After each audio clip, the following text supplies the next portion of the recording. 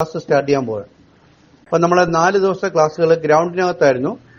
അപ്പൊ ഗ്രൗണ്ടിലെ ക്ലാസ്സിൽ നമ്മൾ പഠിച്ചത് ഡ്രൈവിംഗിന്റെ ബേസിക് കൺട്രോൾ ക്ലാസ്സുകളാണ്. നമ്മൾ സ്റ്റിയറിംഗിനെ കുറിച്ച് പഠിച്ചു, അതുപോലെ തന്നെ ആക്സിലേറ്ററിനെ കുറിച്ച്, ബ്രേക്കിനെ കുറിച്ച് പഠിച്ചു, ക്ലച്ചിനെ കുറിച്ച് പഠിച്ചു, ഗിയറിനെ കുറിച്ചും പഠിച്ചു. ആദ്യത്തെ 2 ദിവസങ്ങൾ നമ്മൾ പഠിച്ചത് സ്റ്റിയറിംഗിനെ കുറിച്ചായിരുന്നു. 3-ാമത്തെ ദിവസം നമ്മൾ ക്ലച്ചിനെ കുറിച്ച് പഠിച്ചു. ക്ലച്ചാണ് ഒരു വാഹനത്തിന്റെ വേഗത ഏറ്റവും കുറഞ്ഞ സ്പീഡിൽ നമ്മൾ കൺട്രോൾ ചെയ്യുന്നത്. കുറച്ചുകൂടെ നമ്മൾ സൂക്ഷ്മമായിട്ട് നോക്കിക്കഴിഞ്ഞാൽ ക്ലച്ചിന് ഹാഫ് ക്ലച്ച് എന്നൊരു പോയിന്റ് ഉണ്ട്. അതിനെ നമ്മൾ അവന്റെ മൂവിംഗ് പൊസിഷൻ എന്നും ബൈറ്റിംഗ് പോയിന്റുകൾ എന്നും പേരുകളിൽ നമ്മൾ അറിയപ്പെടും. ആ കറക്റ്റ് മൂവിംഗ് പൊസിഷനിൽ ക്ലച്ച് കൺട്രോൾ ചെയ്ത് ഓടിക്കുന്ന കുട്ടികൾക്ക് നന്നായി വേഗത കുറച്ച് വണ്ടി ഓടിക്കാൻ പറ്റും. അപ്പൊ അവിടെ ആ 3-ാമത്തെ ദിവസം ഏത് കുട്ടിക്കാണോ കറക്റ്റ് ഹാഫ് ക്ലച്ചിൽ കൺട്രോൾ ചെയ്യാൻ കഴിയാത്തത് ആ കുട്ടി മറ്റു കുട്ടികളിൽ നിന്ന് പുറകിലോട്ടാവുകയാണ്. പിന്നെ നമ്മൾ വീണ്ടും അടുത്ത ദിവസം ആ ക്ലാസ് വീണ്ടും സ്റ്റാർട്ട് ചെയ്യുന്നു. അടുത്ത ക്ലാസ്സിലോട്ട് പോയിരുന്നു. അടുത്ത ക്ലാസ് ഗിയറിനെ സംബന്ധിച്ചായിരുന്നു. അപ്പോൾ ഒരു കുട്ടിക്ക് ആ ക്ലച്ച് സംബന്ധിച്ചൊരു പ്രശ്നം ഉണ്ടായിരുന്നെങ്കിൽ ആ പ്രശ്നത്തിനെ അങ്ങനെ തന്നെ നിലനിർത്തിക്കൊണ്ടാണ് നമ്മൾ അടുത്ത ക്ലാസ്സിലോട്ട് പോയത്. അപ്പൊ എന്തുകൊണ്ട് നമ്മൾ അതിനെ നിലനിർത്തിക്കൊണ്ട് പോയെന്ന് ചോദിച്ചാൽ നമ്മൾ ആ കുട്ടിയെ പഠിപ്പിക്കാത്തത് കൊണ്ടല്ല. നമ്മൾ ബാക്കിയുള്ള എല്ലാ കുട്ടികളെയും പോലെ ഇതേപോലെ ഇപ്പൊ നിങ്ങളെ എല്ലാവരെയും ഒന്നിച്ചിരുത്തി പഠിപ്പിച്ചതുപോലെ ആ കുട്ടിയെ ഒറ്റയ്ക്കായിട്ടാണ് നമ്മൾ അതിനെ പഠിപ്പിക്കുന്നത്. കാരണം അഡ്മിഷൻ വരുന്ന അനുസരിച്ചാണ് പഠിപ്പിക്കുന്നത്. അപ്പോ ഇപ്പൊ മുഹമ്മദ് അലിയെ പഠിപ്പിക്കുമ്പോൾ ആരുണ്ടായിരുന്നു കൂടെ? മുഹമ്മദ് അലിയുടെ കൂടെ ക്ലച്ചിനെ കുറിച്ച് പഠിപ്പിക്കുമ്പോൾ ഒറ്റയ്ക്കായിരുന്നു. അന്ന് കൂടെ ആരെങ്കിലും ഉണ്ടായിരുന്നു? ഒറ്റയ്ക്കായിരുന്നു. ജുമാനെ പഠിപ്പിക്കുമ്പോഴോ അഭിരാം കൂടെ ഉണ്ടായിരുന്നു. രണ്ടുപേരും ഒന്നിച്ചായിരുന്നു അല്ലേ? പിന്നെ മിസ്റ്റർ രാജ് വെങ്കടേഷിനെ പഠിപ്പിക്കുമ്പോഴോ ആരുണ്ടായിരുന്നു? അഭിജയ ഉണ്ടായിരുന്നു കൂടെ. ഓക്കെ. വിജയെ പഠിപ്പിക്കുമ്പോഴോ ഒറ്റയ്ക്കായിരുന്നു. അപ്പം ഒറ്റയ്ക്കാണ് കുട്ടികളെന്നുണ്ടെങ്കിൽ കുട്ടികളെ ഒറ്റയ്ക്കും, അതല്ല 2 കുട്ടികളുണ്ടെങ്കിൽ നിങ്ങളെ ഒന്നിച്ചുമാണ് പഠിപ്പിച്ചത്. അപ്പൊ 2 കുട്ടികളുണ്ടെങ്കിൽ നിങ്ങൾക്ക് പരസ്പരം അപ്പൊ നമ്മൾ അഡ്മിഷൻ വരുന്ന അനുസരിച്ചാണ് ആ കുട്ടികളെ എത്ര കുട്ടികളുണ്ടോ ആ കുട്ടികളെ കഴിയുന്നത് ഒറ്റയ്ക്കോ അല്ലെ 2 കുട്ടികളെയും പഠിക്കും. ഇപ്പൊ 2 കുട്ടികളാകുമ്പോൾ പരസ്പരം നിങ്ങൾക്ക് അങ്ങോട്ട് ഡിസ്കസ് ചെയ്യാൻ പറ്റും. അപ്പൊ ഒരാൾ പറഞ്ഞു കൊടുക്കും ഇങ്ങനെയല്ല അങ്ങനെയാണ്. അപ്പൊ ഞാൻ പറയുന്നതിനേക്കാൾ ഒരുപക്ഷെ എളുപ്പത്തിൽ കൂടെ ഇരിക്കുന്ന ഒരാൾ പറയുമ്പോൾ നിങ്ങൾക്ക് പഠിച്ചെടുക്കാൻ പറ്റും. അപ്പൊ എങ്ങനെയാണെന്നുണ്ടെങ്കിലും ആ 2-ാമത്തെ ദിവസം അല്ലെങ്കിൽ 3-ാമത്തെ ദിവസം ക്ലച്ചിനെ കുറിച്ച് പഠിപ്പിച്ചു. അപ്പൊ പഠിപ്പിച്ചതെല്ലാം ഒരുപോലെയായിരുന്നു. ഒരു കുട്ടിക്ക് പഠിച്ചെടുക്കാൻ പറ്റി, ഒരു കുട്ടിക്ക് പറ്റില്ല. അത് പഠിപ്പിച്ചതിന്റെ കുഴപ്പമല്ല, നിങ്ങൾ ചൂസ് ചെയ്ത ഡ്രൈവിംഗ് സ്കൂളിന്റെയും കുഴപ്പമല്ല. പകരം നമ്മൾ അത് പഠിച്ചെടുക്കാൻ നമ്മളിലുണ്ടാവുന്ന ചില ടെക്നിക്കലായിട്ടുള്ള ഇഷ്യൂസ് ആണ് നമുക്ക് പഠിച്ചെടുക്കാൻ പറ്റുന്നത്. അവിടെയാണ് MVD പറയുന്നത് മാൻ ഓവർ. നമുക്കൊരു സാമാന്യ ബുദ്ധി. ഇപ്പൊ പഠിക്കുന്ന കാര്യത്തിൽ നമ്മൾ ടോപ്പറായിരിക്കും, ക്ലാസ് ടോപ്പറായിരിക്കും. പക്ഷെ ടെക്നിക്കലായിട്ട് വരുമ്പം ഒരുപക്ഷെ അത്രയും നമുക്ക് അപ്പോഴും കണ്ടുമ്പോൾ ആ ഒരു ടോപ്പ് ലെവലിൽ എത്താൻ പറ്റില്ല. പക്ഷെ പിന്നെയുള്ള ക്ലാസ്സുകൾ പഠിച്ച് വരുമ്പോൾ നമ്മളങ്ങ് ഓക്കെ ആവും. പക്ഷെ കാറിനെ സംബന്ധിച്ചുള്ള നമുക്ക് ടോട്ടൽ 30 ദിവസത്തെ ക്ലാസ്സുകളേ ഉള്ളൂ. ഈ 30 ദിവസം കൊണ്ട് നമ്മൾ ഓക്കെ ആവണം. പ്രത്യേകിച്ച് ഒന്നുകൂടെ നമ്മൾ പറഞ്ഞാൽ 4 ദിവസത്തെ ക്ലാസ് നമ്മൾ ഗ്രൗണ്ടിൽ നമ്മൾ പഠിക്കുമ്പോൾ 4-ാമത്തെ ദിവസം നമ്മൾ തനിച്ച് ഗ്രൗണ്ടിനകത്ത് വണ്ടി ഓടിക്കുന്നുണ്ട്. നിങ്ങൾ എല്ലാവരും തനിച്ച് ഓടിച്ചവരാണ് തന്നെ. 3-ാമത്തെ ദിവസം തനിച്ചല്ലേ വണ്ടി ഓടിച്ചത് അല്ലേ? ആണല്ലോ. 4-ാമത്തെ ദിവസം അങ്ങനെ തന്നെ. പക്ഷേ ഈ 4-ാമത്തെ ദിവസം ഗ്രൗണ്ടിനകത്ത് എത്തുമ്പോൾ നിങ്ങൾക്ക് ആ പ്രകടമായ വ്യത്യാസം മനസ്സിലാൻ പറ്റും. ചില കുട്ടികളെന്ന് പറഞ്ഞാൽ മുകളിലത്തെയും താഴത്തെയും ഗ്രൗണ്ടിൽ തനിച്ച് ഓടിക്കും. മനസ്സിലായി? തനിച്ചാണ് ഓടിക്കുക. ചില കുട്ടികൾ ഓടിക്കുന്നത് ഗ്രൗണ്ടിനകത്ത്, താഴത്തെ ഗ്രൗണ്ടിനകത്ത് മാത്രം അവർ പയ്യെ വരും.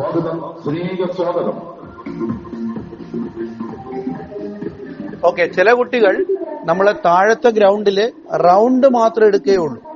ചില കുട്ടികൾ 2 വീലർ 8 എടുക്കുന്ന പോലെ 8 വരെ എടുക്കുകയും ചെയ്യും. ചിലരാണ് മുകളിലുള്ളത്. അപ്പൊ ഒരു കുട്ടിയുടെ കപ്പാസിറ്റി അനുസരിച്ചാണ് നമ്മൾ അവർക്ക് കൊടുക്കുന്ന ക്ലാസ്സിനെ നമ്മൾ തീരുമാനിക്കുന്നത്. കാരണം നമ്മൾ കപ്പാസിറ്റി ഇല്ലാത്ത കുട്ടിക്ക് മുകളിലത്തെ ഗ്രൗണ്ടിൽ കൊണ്ട് കറക്കി കൊടുത്തിട്ടുണ്ടാൻ പറ്റില്ല. കാരണം അവിടെ അപകട സാധ്യത കൂടുതലാണ്. കാരണം എല്ലാത്തിന്റെയും മെയിൻ എന്ന് പറഞ്ഞാൽ നമ്മുടെ മനസ്സാണ്. നാളെ നിങ്ങൾ ഡ്രൈവിംഗ് പഠിച്ചു കഴിയുമ്പോൾ നിങ്ങൾ കാറ് തനിച്ചു ഓടിക്കുന്ന ദിവസം വരും. അപ്പൊ തനിച്ചു ഓടിക്കുന്ന ദിവസം വന്നാൽ നിങ്ങളിപ്പോ 2 വീലർ പഠിച്ചിട്ടുണ്ട്. നിങ്ങൾക്കിപ്പം നിങ്ങൾ ഫസ്റ്റില് 2 വീലർ തനിച്ചു ഓടിച്ച് എന്നാണ് നിങ്ങൾക്ക് ഓർമ്മയുണ്ടോ? 2 വീലർ അറിയുന്ന കുട്ടികൾ. അപ്പൊ അതുപോലെ കാറിന്റെ ബേസിക് കൺട്രോൾ ക്ലാസ്സുകൾ മാത്രമാണ് നിങ്ങൾ ഡ്രൈവിംഗ് സ്കൂളിൽ നിന്ന് 30 ദിവസം കൊണ്ട് പഠിച്ചെടുക്കുന്നത്. അപ്പൊ അത് കൂടാതെ വീണ്ടും ഒരുപാട് കാര്യങ്ങൾ നിങ്ങൾ പഠിക്കേണ്ടതുണ്ട്. അപ്പോഴാണ് നിങ്ങൾ ഓരോ കാര്യങ്ങൾ അറിയുന്നത്. ഒരു വളവ് ഒരു 60 കിലോമീറ്റർ സ്പീഡിൽ പോകുന്ന ഒരു വണ്ടിയെ നമ്മൾ ബ്രേക്ക് ചെയ്യുമ്പോൾ അത് എത്ര ടൈം എടുത്താണ് ആ വണ്ടി നിൽക്കുന്നത്, അപ്പോഴും വണ്ടിയിലുണ്ടാവുന്ന ഫീൽ എങ്ങനെയാണ്, ഒരു വളവിൽ നമ്മൾ ആക്സിഡന്റ് കൊടുക്കാതെ തിരിച്ചു കഴിഞ്ഞാൽ ആ വണ്ടി എങ്ങനെയാണ് ആ വളവ് തിരിയുന്നത്, എന്തായിരിക്കും വണ്ടിയിലുണ്ടെന്ന അനുഭവം, ഇതൊക്കെ പിന്നെ നമ്മൾ ഫ്യൂച്ചറിലേ പഠിക്കൂ. ഇപ്പോഴും നമ്മൾ 40 കിലോമീറ്റർ സ്പീഡിൽ കൺട്രോൾ ചെയ്താണ് പഠിക്കുന്നത്. ഇപ്പോഴും നമ്മൾ പഠിക്കുന്ന പ്രധാനപ്പെട്ട പാഠം എന്ന് പറയുന്നത് എപ്പോഴും നമുക്ക് വണ്ടിയെ കൺട്രോൾ ചെയ്യാൻ കഴിയാതായാലും നമുക്ക് വണ്ടിയെ എന്ത് ചെയ്യാൻ കഴിയണം? ബ്രേക്ക് ചെയ്ത് നിർത്താൻ കഴിയണം. ഇതാണ് നമ്മളെ ഡ്രൈവിംഗിന്റെ ആദ്യ പഠന ക്ലാസ്സുകളിൽ നമ്മൾ ഇമ്പോർട്ടന്റ് ആയിട്ടും പഠിക്കുന്ന ഒരു കാര്യം ഇതാണ്. എപ്പോഴും നമ്മൾ വണ്ടിയെ കൺട്രോൾ ചെയ്യാൻ കഴിഞ്ഞാലും നമുക്ക് വണ്ടിയെ ബ്രേക്ക് നിർത്താം. ഇങ്ങനെ ഒരു വണ്ടിയെ ബ്രേക്ക് ചെയ്ത് നിർത്താൻ കഴിയുമെങ്കിൽ നിങ്ങൾക്ക് ഇവിടുത്തെ ക്ലാസ് കഴിയുമ്പോൾ ഒരു വണ്ടി എടുത്തുകൊണ്ട് പോകാം.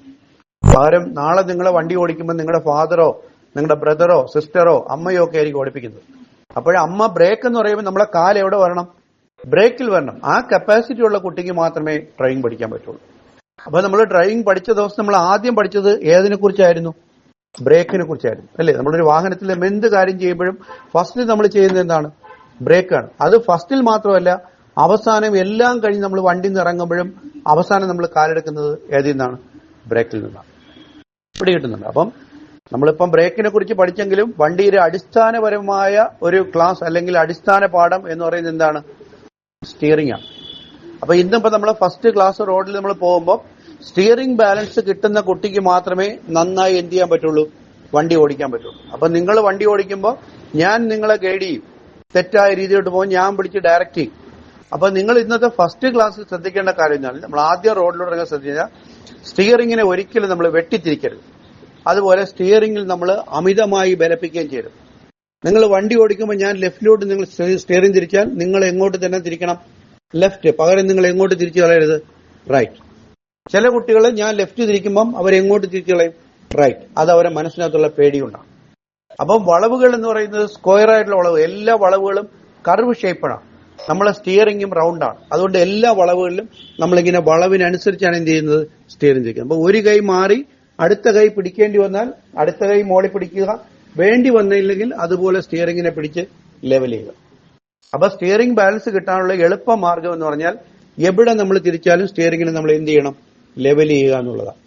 ഇനി റോഡിൽ നിങ്ങൾ വണ്ടി ഓടിക്കും, ഇപ്പോൾ നിങ്ങൾ ഗ്രൗണ്ടിനകത്ത് ഓടിക്കുന്ന മുഴുവൻ തിരിവുകളായിരുന്നു. കംപ്ലീറ്റ് തിരിച്ചു, ലെവൽ ചെയ്തു, റൈറ്റ് ലെഫ്റ്റ്. അത് സ്റ്റിയറിംഗിന്റെ ആ ഒരു തിരിക്കാനുള്ള ഒരു പ്രോസസ് മനസ്സിലാക്കി എടുക്കാൻ വേണ്ടി ചെയ്ത ഒരു ടെക്നിക്കാണ്. ചുരുക്കി പറഞ്ഞാൽ സ്റ്റിയറിംഗിന്റെ അറപ്പ് തീർക്കാൻ വേണ്ടി നമ്മൾ ചെയ്തതാണ്.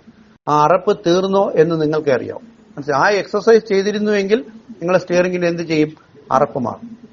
അപ്പൊ നമുക്ക് നിരുപാധികം എന്ന് പറഞ്ഞാൽ നമുക്ക് ഏത് അവസരത്തിലും നമുക്ക് ഇങ്ങനെ സ്റ്റിയറിംഗ് ഇങ്ങനെ തിരിക്കാൻ പറ്റുന്ന ഒരു കൺട്രോൾ, നമുക്ക് ബലപ്പിക്കാതെ നമ്മളെ കൈ ഇങ്ങനെ ആവശ്യാനുസരണം തിരിക്കാനും അതുപോലെ തിരിച്ചിരിക്കാനും കഴിയും. മനസ്സിലാവുന്നുണ്ടല്ലോ?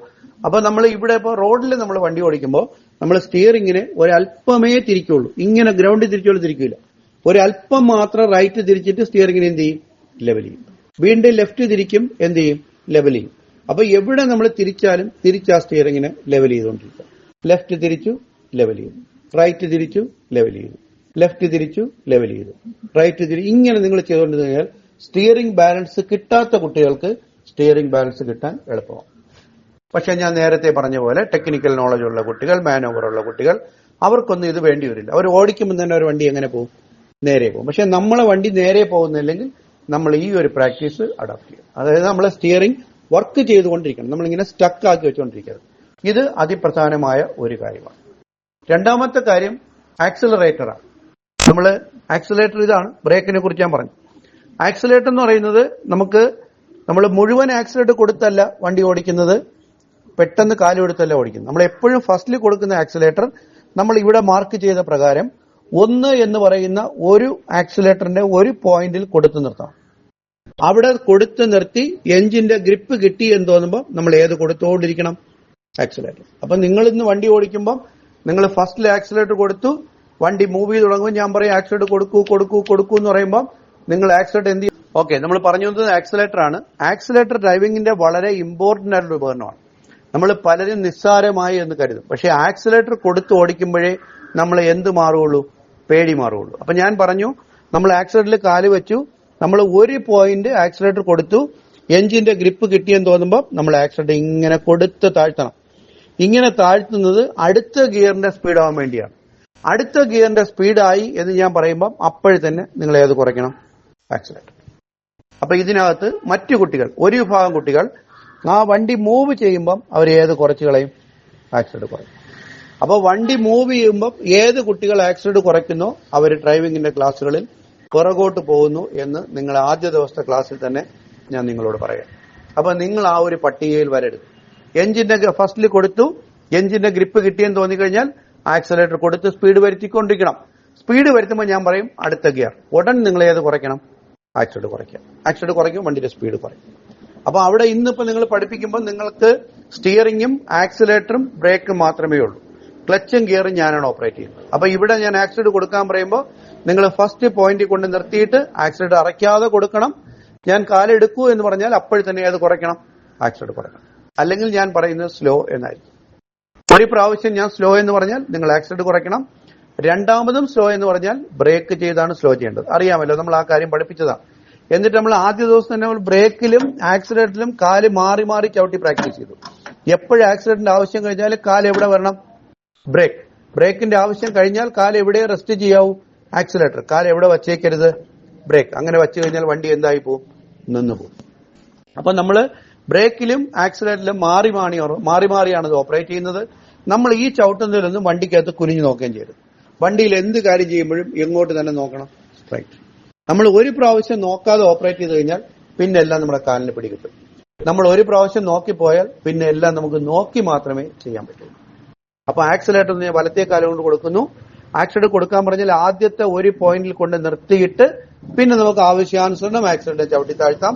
അതുപോലെ സ്ലോ എന്ന് പറഞ്ഞാൽ അപ്പോഴും നമ്മൾ ആക്സിലേറ്റർ കുറയ്ക്കാം. പല കുട്ടികളും ആക്സിലേറ്റർ കൊടുക്കാൻ പറയുമ്പോൾ അവരിങ്ങനെ ഒരൊറ്റ ചവിട്ടും എടുക്കാൻ പറഞ്ഞവരെടുക്കും. ആക്സിലേറ്റർ വളരെ സെൻസിറ്റീവാണ്. നമ്മൾ ഫസ്റ്റിൽ കൊടുക്കുമ്പോൾ വളരെ ശ്രദ്ധിക്കണം. അത് കഴിഞ്ഞാൽ അടുത്ത ഗിയറിൽ വേണ്ടി ചവിട്ടി താഴ്ത്താൻ നമ്മൾ ഒരുപാട് ഡിലേ ആവേണ്ട കാര്യമില്ല. കൊടുക്കാം, പക്ഷെ കൊടുക്കുന്നത് അടുത്ത ഗിയറിന്റെ സ്പീഡ് ആവുന്നതിന് വേണ്ടി മാത്രമാണ്. അടുത്ത ഗിയറിന്റെ സ്പീഡ് വരുമ്പോൾ ഞാൻ ആക്സിലേറ്റർ കുറയ്ക്കാൻ പറയും, അപ്പോൾ ആക്സിലേറ്റർ കുറയും. അപ്പൊ ഞാൻ നേരത്തെ പറഞ്ഞ കാറ്റഗറിക്കകത്തുള്ള കുട്ടികൾക്ക് അടുത്ത ഗിയർ എന്ന് പറയുമ്പോൾ അവർ ഏത് ചവിട്ടിക്കൊണ്ടെങ്കിരിക്കും ആക്സിലേറ്റർ. അടുത്ത ഗിയറിന്റെ സ്പീഡ് വന്നു എന്ന് അവർക്ക് പിടികിട്ടൂല. അപ്പൊ നിങ്ങൾക്കത് ഇപ്പൊ ഇന്നോ നാളെയോ കഴിയുമ്പോൾ നിങ്ങൾക്കത് പിടികിട്ടി തുടങ്ങും. അപ്പൊ വണ്ടി ഓടിക്കുമ്പോൾ ആക്സിലേറ്ററിൽ സാവധാനം കാല് വയ്ക്കുക, സാവധാനം മാത്രമേ ആക്സിലേറ്റർ കൊടുക്കാവൂ. ആക്സിലേറ്റർ ഞാൻ കൊടുക്കാൻ പറഞ്ഞു കഴിഞ്ഞാൽ അറയ്ക്കാതെ ആക്സിലേറ്റർ എന്ത് ചെയ്യണം? കൊടുക്കണം. സ്ലോ എന്ന് പറഞ്ഞാൽ ഏത് കുറയ്ക്കണം? ആക്സിലേറ്റർ കുറയ്ക്കണം. രണ്ടാമത്തെ സ്ലോ എന്ന് പറഞ്ഞാൽ എന്ത് ചെയ്ത് സ്ലോ ചെയ്യണം? ബ്രേക്ക് ചെയ്ത് സ്ലോ ചെയ്യണം. കിട്ടിയല്ലോ. ഇന്ന് നമ്മൾ വണ്ടി ഓടിക്കുന്നത് റോഡിന്റെ ഇടതുവശത്തൂടെ. അറിയാമോ? അത് ട്രാഫിക് റെഗുലേഷനിൽ നമ്മൾ പഠിപ്പിച്ചതാണ്. ഒരു വാഹനത്തിനെ ഓടിക്കുന്നത് റോഡിന്റെ ഇടതുവശം ചേർന്നാണ്. കഴിഞ്ഞ ദിവസങ്ങളിൽ ഡ്രൈവിംഗ് ടെസ്റ്റ് ഉണ്ടായിരുന്നു. ഡ്രൈവിംഗ് ടെസ്റ്റ് എത്രാമത്തെ ദിവസമാണ്? 30 ദിവസം കഴിയുമ്പോൾ. 30 ദിവസം കഴിഞ്ഞപ്പോൾ ഡ്രൈവിംഗ് ടെസ്റ്റ് ആയി. ഓടിച്ച വിദ്യാർത്ഥിനി ഒരു വളവ് വന്നപ്പോ ആ റോഡിന്റെ വളവാണ്. വളവില് റോഡിന്റെ ഏത് വശത്തൂടെ ആള് തിരിഞ്ഞു? വലതുവശത്തൂടെ. അപ്പൊ റോഡിന്റെ വലതുവശത്തൂടെ ഓടിച്ചു കഴിഞ്ഞാൽ എതിരെ ടിപ്പർ ലോറി വരും, ബസ് വരും, ലോറി വരും, അല്ലെങ്കിൽ കാറ് വരും, അല്ലെങ്കിൽ ടൂ വീലർ വരും, പെൺകുട്ടികൾ ഓടിച്ചുകൊണ്ട് വരും, ആക്സിഡന്റ് ആവും എന്നൊരു ചിന്ത ഉണ്ടായിരുന്ന കുട്ടിയായിരുന്നുവെങ്കിൽ ഒരു കാരണവശാലും എങ്ങോട്ട് പോവില്ല? റൈറ്റിലോട്ട് പോവില്ല. ഏത് സൈഡ് ചേർത്തേ ഓടിക്കുമായിരുന്നുള്ളൂ? ഇടതുവശം. സാറ് പെട്ടെന്ന് സ്റ്റിയറിംഗിനെ കയറി ഇടത്തോട്ട് പിടിച്ചു വണ്ടിയെ സാറ് ചവിട്ടിയത്. സാധാരണ അങ്ങനെ ചെയ്യുന്നതല്ല. അപ്പൊ എന്ന് പറഞ്ഞാൽ ആ കുട്ടി ചെയ്തത് ഗുരുതരമായ മിസ്റ്റേക്കാണ്. അപ്പൊ അത് ഒഴിവാക്കാൻ വേണ്ടി നിങ്ങൾ ഇന്ന് ഫസ്റ്റ് ക്ലാസ് റോഡിൽ ഓടുമ്പോൾ തന്നെ റോഡിന്റെ ഏതുവശം നോക്കി ഓടിക്കണം? ഇടതുവശം. അപ്പൊ ഇടതുവശത്ത് ഒരു വര ഇട്ടിട്ടുണ്ട്. എല്ലാ റോഡിലും ലെഫ്റ്റ് സൈഡിൽ വര ഇട്ടിട്ടുണ്ട്. നമ്മൾ ആ വരയിലൂടെ തന്നെ ഓടിച്ചു പോകണം. അപ്പൊ നിങ്ങൾ പറയും, സാർ എനിക്ക് ഇടതുവശത്തെ ടയർ ഏതിലേക്കൂടെ പോകുന്നു എന്ന് അറിയാൻ പറ്റുന്നില്ല സാർ. ഈസി ആയിട്ടൊരു മറ്റൊരു മെത്തേഡുണ്ട്. ഇടതുവശം കണ്ടുപിടിക്കാനുള്ള ഒരു മാർഗമുണ്ട്. ഞാനത് പേഴ്സണലായിട്ടോ അല്ലെങ്കിൽ മറ്റൊരു ക്ലാസ്സിലോ പറഞ്ഞുതരാം. ഇപ്പോഴ് നിങ്ങൾക്ക് ഞാൻ പറയുന്നത് പോലെ നിങ്ങൾക്ക് വണ്ടി ഓടിക്കാൻ പറ്റും. നിങ്ങൾ ഈ പറഞ്ഞതുപോലെ നമ്മൾ നേരത്തെ പറഞ്ഞ ഒരു ടെക്നിക്കൽ നോളജ് ഉള്ള ഒരു വിഭാഗത്തിലാണ് നിങ്ങളെങ്കിൽ ഇന്ന് നിങ്ങൾ വണ്ടി ഓടിക്കുമ്പോൾ റോഡിന്റെ ഇടതുവശത്തുള്ള വരയിൽ ഓരോ റിഫ്ലക്ടർ വെച്ചിട്ടുണ്ട്. അറിയാമോ? നിങ്ങൾ ഇടതുവശ ടയർ ഏതിന്റെ പുറത്തൂടെ ഓടിച്ചുകൊണ്ട് പോകണം? റിഫ്ലക്ടർ. അപ്പൊ ടക്ക് ടക്ക് ടക്ക് ടക്ക് സൗണ്ട് വരും. ആ ടക്ക് ടക്ക് എന്ന് സൗണ്ട് കേൾക്കുന്നത് നമ്മളെ വണ്ടി പോകുന്നത് കറക്റ്റ് ഏത് വശത്തൂടെയാണ്? ഇടതുവശം. അത് കിട്ടുന്നില്ലെങ്കിൽ നിങ്ങൾ ആ ഇടതുവശം നോക്കി വരും ദിവസങ്ങൾ പ്രാക്ടീസ് ചെയ്യണം. 3 ദിവസങ്ങൾക്കുള്ളിൽ നിങ്ങൾ ആ കറക്റ്റ് ഇടതുവശം ആ റിഫ്ലക്ടറിന്റെ പുറത്തൂടെ ഓടിച്ച് കറക്റ്റ് ചെയ്യണം. ഏതൊരു വളവ് നമ്മൾ തിരിക്കുമ്പോഴും ഇടതുവശം നോക്കിയേ നമ്മൾ തിരിക്കാവും. മിക്ക കുട്ടികളും ഒരു വളവ് എത്തുമ്പോൾ അവർ നോക്കുന്നത് ഏതുവശം മാത്രമാണ്? വലതുവശം. അത് വരാൻ പോകുന്ന അപകടത്തിന്റെ മുന്നറിയിപ്പാണ്. അപ്പൊ ഡ്രൈവിംഗ് സ്കൂളിൽ നിന്ന് പഠിപ്പിക്കുന്ന ഓരോ കാര്യങ്ങളും വളരെ ഇമ്പോർട്ടന്റ് ആയ കാര്യങ്ങളാണ്. നിങ്ങൾ അതേ അർത്ഥത്തിൽ പഠിച്ചെടുത്തു കഴിഞ്ഞാൽ നിങ്ങൾക്ക് പെട്ടെന്ന് പഠിച്ചെടുക്കാൻ പറ്റും. ചില കുട്ടികൾക്ക് എല്ലാ കാര്യങ്ങളും അറിയാം, പക്ഷെ വണ്ടിയിൽ ചെയ്യുമ്പം തെറ്റിപ്പോകുന്നു. പക്ഷെ അത് നിരന്തരമായ പ്രാക്ടീസിലൂടെ മാത്രമേ പറ്റുള്ളൂ. അതിന് നിങ്ങൾക്ക് സ്റ്റിയറിംഗ് ആണ് പ്രശ്നമെങ്കിൽ സ്റ്റിയറിംഗ് പ്രാക്ടീസ് ചെയ്യാനുള്ള സംവിധാനങ്ങളിവിടെ ഉണ്ട്. അതല്ല ക്ലച്ചോ ബ്രേക്കോ ആക്സിലേറ്ററോ ഗിയർ ലിവറോ എന്താണെങ്കിലും എല്ലാം ഇവിടെ അവൈലബിൾ ആണ്. അപ്പൊ നിങ്ങൾക്ക് കൃത്യമായ ക്ലാസ് ടൈമിങ്ങുകളുണ്ട്. 9 മണിക്കാണ് നിങ്ങളുടെ ക്ലാസ് എങ്കിൽ നിങ്ങൾക്ക് എന്തെങ്കിലും പ്രശ്നം ഉണ്ടെങ്കിൽ നിങ്ങൾ നേരത്തെ വന്ന് ഇത് പ്രാക്ടീസ് ചെയ്താണ് നിങ്ങൾ ചെയ്യേണ്ടത്. അങ്ങനെ ഓരോ ദിവസം ഉണ്ടാവുന്ന മിസ്റ്റേക്കുകളെ അടുത്ത ദിവസത്തെ ക്ലാസ്സുകൾ കറക്റ്റ് ചെയ്യണം. ഇവിടെ കിട്ടിയല്ലോ. അപ്പൊ ഇന്ന് നമ്മൾ തുടങ്ങുന്നത് ഫസ്റ്റ് ക്ലാസ് ആണ് റോഡിലെ. 3 കാര്യങ്ങൾ നമ്മൾ ഓപ്പറേറ്റ് ചെയ്യുന്നത്: സ്റ്റിയറിംഗ്, ആക്സിലേറ്റർ, ബ്രേക്ക്. സ്റ്റിയറിംഗിൽ ഇറങ്ങി പിടിക്കരുത്. എവിടെ നമ്മൾ തിരിച്ചാലും സ്റ്റിയറിംഗിനെ ലെവൽ ചെയ്യുക. പഠിപ്പിക്കുന്ന ആളെ എങ്ങോട്ട് തിരിക്കുന്നു അങ്ങോട്ടാണ് നിങ്ങൾ സപ്പോർട്ട് ചെയ്യേണ്ടത്, ഓപ്പോസിറ്റ് തിരിക്കരുത്. ആക്സിലേറ്ററിൽ കാല് വയ്ക്കുക. ഫസ്റ്റില് ഒരു പോയിന്റ് കൊടുത്ത് നിർത്തിയിട്ട് സാറ് പറയുന്ന അനുസരിച്ച് നിങ്ങൾ ആക്സിലേറ്റർ കൊടുക്കുക. കുറയ്ക്കാൻ പറയുമ്പോൾ കുറയ്ക്കുക. അതിൽ സ്ലോ എന്നാണ് പറയുന്നതെങ്കിൽ ആക്സിലേറ്റർ കുറയ്ക്കുക. രണ്ടാമത് സ്ലോ എന്ന് പറഞ്ഞാൽ ബ്രേക്ക് ചെയ്ത് സ്ലോ ആകുക. ബ്രേക്ക് എന്ന് പറയുന്നത് വെരി ഇമ്പോർട്ടന്റ് ആണ്. കാരണം നിങ്ങൾ ഇതുവരെ പഠിച്ചത് മാരുതി 800-ലാണ്. ഇന്ന് നമ്മൾ പഠിക്കാൻ പോകുന്നത് ഡിസയറിലാണ്. ഡിസയറിലെ ബ്രേക്ക് എന്ന് പറഞ്ഞാൽ പവർ ബ്രേക്കാണ്. നമ്മൾ മാരുതിയിലെ പോലെ ചവിട്ടി കൊടുത്താൽ വണ്ടി ഇങ്ങനെ നിൽക്കും. അങ്ങനെ നിൽക്കുന്നു എന്ന് പറഞ്ഞാൽ മറ്റൊരു പ്രശ്നം എന്ന് പറഞ്ഞാൽ ഡ്രൈവിംഗ് പഠിപ്പിക്കുന്ന വണ്ടികളിൽ ഒരു എൽ ബോർഡ് വെച്ചിട്ടുണ്ട്. ലേണർ എന്നാണ് എടുത്തത്. അത് പഠിച്ചുകൊണ്ടിരിക്കുകയാണ് അല്ലെങ്കിൽ പഠിപ്പിച്ചുകൊണ്ടിരിക്കുകയാണ് എന്ന് മറ്റുള്ളവർക്ക് കൊടുക്കുന്ന മുന്നറിയിപ്പുകളാണ്. അപ്പോൾ പഠിപ്പിക്കുന്ന വണ്ടിയോട് ചേർന്ന് പോരും, നമ്മൾ ഡിസ്റ്റൻസ് കീപ്പ് ചെയ്തേ പോകാം. പക്ഷെ ഇന്നുള്ള ആളുകളൊന്നും പഠിപ്പിക്കുന്ന വണ്ടിയെ പരിഗണിക്കാറില്ല. പ്രത്യേകിച്ചും 2 വീലർ പഠിച്ചിറങ്ങുന്ന പെൺകുട്ടികൾ. അവര് നമ്മളെ കാറിന്റെ പിറകെ കൂടെ കൊണ്ടുപോയി ഇതുപോലെ നമ്മൾ ബ്രേക്ക് ചെയ്യും, പിറകെ സൗണ്ട് കേൾക്കും, ആള് താഴെ വീഴും. അപ്പം ആക്സിഡന്റ് ആയി. പിന്നെ അവര് പ്രഥമ ശുശ്രൂഷ ചെയ്യണം, അടുത്ത ഹോസ്പിറ്റലിൽ കൊണ്ടുപോകണം, പോലീസ് സ്റ്റേഷനിൽ വിവരം അറിയിക്കണം, FIR എഴുതണം, കോടതിയായി കേസായി. നിങ്ങളെ മാനസിക നില തകരാറില്ല.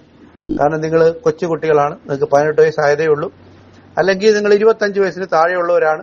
അപ്പൊ ഇതൊക്കെ നിങ്ങളുടെ ജീവിതത്തിന്റെ ഫസ്റ്റ് അവസരങ്ങൾ. അങ്ങനെയുള്ള ഒരു സിറ്റുവേഷനിൽ പെട്ടുകഴിഞ്ഞാൽ നമ്മളെ മനസ്സ് കൈവിട്ടു പോകും. അപ്പൊ ഞാൻ നേരത്തെ പറയുന്ന പോലെ എവിടെ എന്ത് സാഹചര്യം വന്നാലും മനസ്സ് കൈവിട്ടു പോകരുത്. മനസ്സാണ് എല്ലാത്തിന്റെയും അടിസ്ഥാനം എന്ന് പറയുന്നത്. അപ്പൊ ഇവിടെ നമ്മൾ സഡൻ ബ്രേക്കിംഗ് ഒഴിവാണ്. ബ്രേക്കിൽ കാല് വച്ചിട്ട് ആവശ്യാനുസരണം ബ്രേക്ക് ചെയ്യണം. എവിടെയാണോ ബ്രേക്ക് ചെയ്ത് സ്ലോ ചെയ്യേണ്ടത്, ഏത് സാഹചര്യത്തിലാണോ അങ്ങനെ ചെയ്യണം. ആ സാഹചര്യവും കാര്യങ്ങളും ഞാൻ പറഞ്ഞു. അപ്പൊ ഇന്നത്തെ ക്ലാസ്സിൽ നമ്മൾ ഇതാണ് തുടങ്ങുന്നത്. ഇനി അടുത്തത്, നിങ്ങൾക്ക് കുറച്ചുകൂടെ ടെക്നിക്കൽ നോളജ് ഉള്ള കുട്ടിയാണെന്നുണ്ടെങ്കിൽ ഈ 3 കാര്യങ്ങളെ കൂടാതെ നമ്മൾ വീണ്ടും അടുത്ത ക്ലാസ്സോടെ സ്റ്റാർട്ട് ചെയ്യും. ഏതാണത്? ക്ലച്ച്. ക്ലച്ച് എന്ന് പറഞ്ഞാൽ എപ്പോഴും ക്ലച്ച് ചവിട്ടാൻ പറഞ്ഞാലും ഒറ്റ ചവിട്ടായിരിക്കണം. പ്രത്യേകിച്ച് നമ്മൾ ഇന്ന് റോഡിൽ വണ്ടി ഓടിക്കുമ്പോൾ, നമ്മൾ ഗ്രൗണ്ടിൽ ഓടിച്ച പോലെയല്ല, റോഡിൽ നമ്മൾ ആക്സിലേറ്റർ കൊടുത്ത് സ്പീഡ് വരുത്തി 30 കിലോമീറ്റർ സ്പീഡ് വരുത്തി. ഞാൻ പറഞ്ഞു അടുത്ത ഗിയർ. അടുത്ത ഗിയർ എന്ന് പറഞ്ഞാൽ നിങ്ങൾ 1 സെക്കൻഡ് മുമ്പ് ആദ്യം ക്ലച്ച് ചവിട്ടണം. ഏത് കുറയ്ക്കണം? ആക്സിലേറ്റർ. അപ്പൊ നിങ്ങൾ സഡനായിട്ട് ക്ലച്ച് ചവിട്ടിയിട്ടാണ് ആക്സിലേറ്റർ കുറയ്ക്കുന്നെങ്കിൽ 30 കിലോമീറ്റർ സ്പീഡ് എന്നുള്ളത് 32 പോയിട്ടേ എന്താവുള്ളൂ? കുറയുള്ളൂ. അത് നമ്മൾ സഡനായി ക്ലച്ച് ചവിട്ടിയത് കൊണ്ടാണ് ആ സ്പീഡ് കൂടിയിട്ട് കുറയുന്നത്. നമ്മളൊരു കല്ലെടുത്തെറിയുന്ന പോലെ. നിങ്ങൾ ബസ്സിൽ യാത്ര ചെയ്യുമ്പോൾ അറിയാൻ പറ്റും. കണ്ടക്ടർ ബെല്ലടിച്ചു, ഡ്രൈവർ വണ്ടി എടുത്തു, ഫസ്റ്റ് ഗിയർ ഇട്ട് പോകും എന്നായിട്ടാണ് അടുത്ത ഗിയർ. ആ എന്ന് കേൾക്കുന്നതാണ് ഏത്? ആക്സിലേറ്ററിലൂടെ വരുത്തുന്ന സ്പീഡ്. ആ സ്പീഡ് നഷ്ടപ്പെടുന്നതിന് മുമ്പാണ് ആ സഡനായിട്ട് എന്ത് ചെയ്യുന്നത്? ക്ലച്ച്. പക്ഷെ ചില കുട്ടികൾ ക്ലച്ച് ചവിട്ടുന്നത് എങ്ങനെയായിരിക്കും? സാവധാനത്തിലായിരിക്കും. ആ സാവധാനത്തിൽ ചവിട്ടുന്ന കുട്ടികൾ ഡ്രൈവിംഗിന്റെ ക്ലാസ്സുകളിൽ പിറകിലോട്ട് പോകാനുള്ള സാധ്യത കൂടുതലാണെന്ന് നിങ്ങളെ ഫസ്റ്റ് ക്ലാസ്സിലെ ഞാൻ നിങ്ങളെ ഓർമ്മിപ്പിക്കുകയാണ്. അപ്പൊ നിങ്ങൾ സഡനായി ക്ലച്ച് ചവിട്ടി ആക്സിഡന്റ് കുറയ്ക്കുക മാത്രമേ അതിന് പരിഹാരമുള്ളൂ. നിങ്ങൾ അങ്ങനെ ചെയ്യുന്നില്ല, നിങ്ങൾ വളരെ സാവധാനത്തിൽ ചവിട്ടുന്ന കാറ്റഗറിയിൽപ്പെട്ട കുട്ടികളാണെങ്കിൽ എന്നെങ്കിലും നിങ്ങൾ സഡനായി ചവിട്ടുന്ന ഒരു കാലം വരുമ്പോഴേ ഡ്രൈവിംഗ് നിങ്ങൾ ഓക്കെ ആവും. ഇത് പഠിപ്പിച്ച അധ്യാപകന്റെയോ നിങ്ങൾ പഠിച്ച ഡ്രൈവിംഗ് സ്കൂളിന്റെയോ പ്രോബ്ലം അല്ല. പഠിപ്പിച്ചു തന്ന അറിവുകളെ, കിട്ടിയ അറിവുകളെ അതുപോലെ ഉപയോഗപ്പെടുത്താത്തതുകൊണ്ടാണ്. അപ്പൊ സഡനായി ക്ലച്ച് ചവിട്ടിക്കഴിഞ്ഞാൽ നമ്മൾ ക്ലച്ചിനെ എവിടെ നിർത്തിയെടുക്കാൻ പാടുള്ളൂ? എപ്പോഴും ക്ലച്ച് എടുക്കുമ്പോഴും എവിടെ നിർത്തിയെടുക്കാൻ പാടുള്ളൂ? ഹാഫ് ക്ലച്ച് അഥവാ മൂവിംഗ് പൊസിഷൻ അല്ലെങ്കിൽ ബൈറ്റിംഗ് പോയിന്റ്. പ്രത്യേകിച്ച് ഇന്ന് നമ്മൾ ക്ലച്ച് തുടങ്ങുന്നെങ്കിൽ നമ്മൾ എപ്പോഴും വണ്ടിയെ നിർത്തിയെടുക്കുമ്പോഴും അനങ്ങുന്ന ഭാഗം നിർത്തി വണ്ടി മൂവ് ചെയ്യുമ്പോൾ ഒരു പോയിന്റ് ചവിട്ടണം. ഒരു പോയിന്റ് ചവിട്ടിയിട്ടാണ് ക്ലച്ച് ഉയരുന്നതനുസരിച്ച് ഏത് കൊടുത്ത് സ്പീഡ് വരുത്തുന്നത്? ആക്സിലേറ്റർ. അപ്പോൾ നമ്മൾ ക്ലച്ചും ആക്സിലേറ്ററും കോമ്പിനേഷൻ എന്ന് പറഞ്ഞാൽ നമ്മൾ ആക്സിലേറ്റർ കൊടുത്ത് ഓടിക്കുന്നു, പെട്ടെന്ന് ക്ലച്ച് ചവിട്ടുന്നു, ഏത് കുറയ്ക്കുന്നു? ആക്സിലേറ്റർ. തിരിച്ച് ക്ലച്ചിനെ ഹാഫ് ക്ലച്ച് കൊണ്ട് നിർത്തിക്കഴിഞ്ഞാൽ അടുത്ത ക്ലച്ച് വരുന്നതനുസരിച്ച് നമ്മൾ എന്ത് കൊടുത്തുകൊണ്ടിരിക്കണം? അവിടെ നിന്ന് ഇങ്ങനെ കാലെടുത്തുകൊണ്ട് അങ്ങ് പോകരുത്.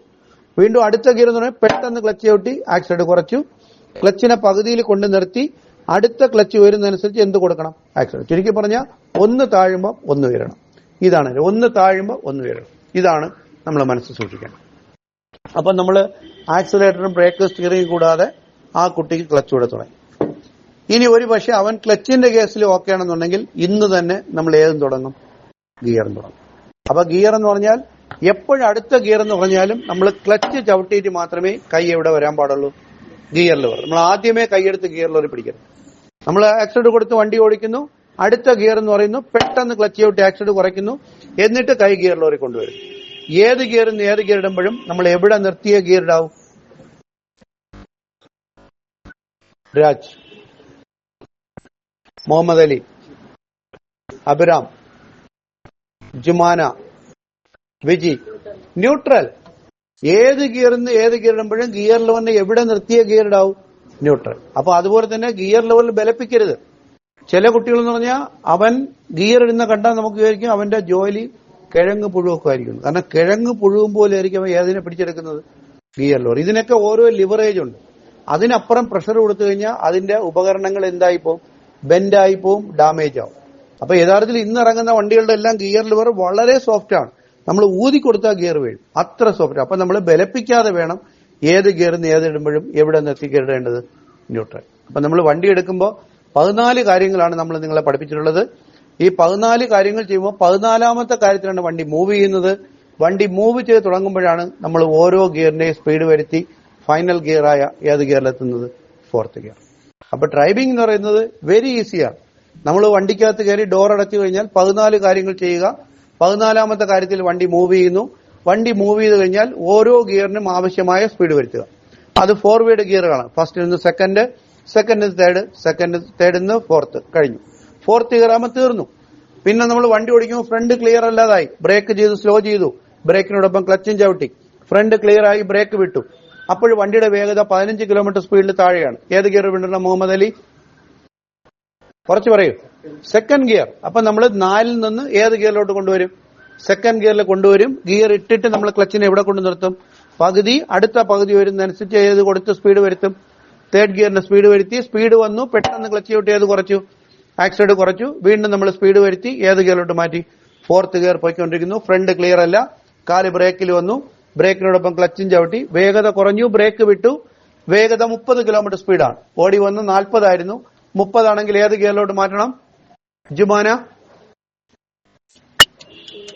Third gear.